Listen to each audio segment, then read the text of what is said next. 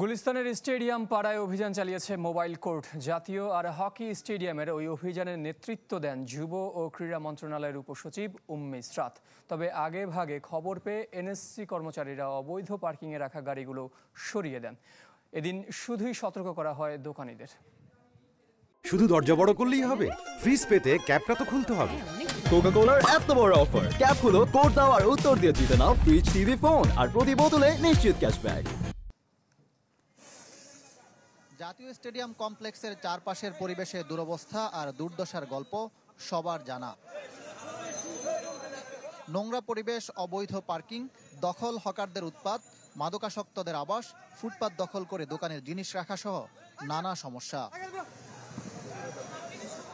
হঠাৎ সেই সমস্যা সমাধানে যুব ও ক্রীড়া মন্ত্রণালয়ের উপসচিব উম্মে ইসরাতের নেতৃত্বে মোবাইল কোর্ট পরিচালনা করে জাতীয় ক্রীড়া পরিষদ।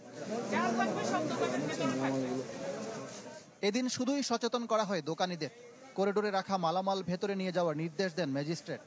পরবর্তীতে একই কাজ করলে ব্যবস্থা নেওয়ার হুঁশিয়ারি। এনএসসি কর্মচারীরা আগেভাগেই অবৈধ পার্কিং করে রাখা গাড়িগুলো সরিয়ে দেন। অভিযানের খবর পেয়ে মালামাল গুছিয়ে রেখে সরে পড়েন হকাররাও।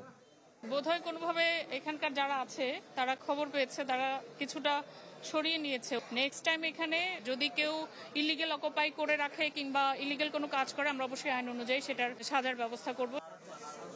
এমনকি অভিযানের 10 মিনিটের মধ্যে আবারও করিডোরে মালামাল নিয়ে আসেন দোকানিরা। কেন এমনটা করছেন জানতে গেলে আবারও সরিয়ে নেন।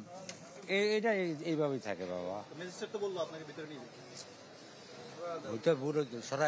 আমাদের এখানে রাখছিলাম, আমাদের রাস্তার বন্ধ তো চিবা দোকান, এই কারণে আমরা এখানে রাখছিলাম। পুরো অভিযানটাই যেন দায়সারা।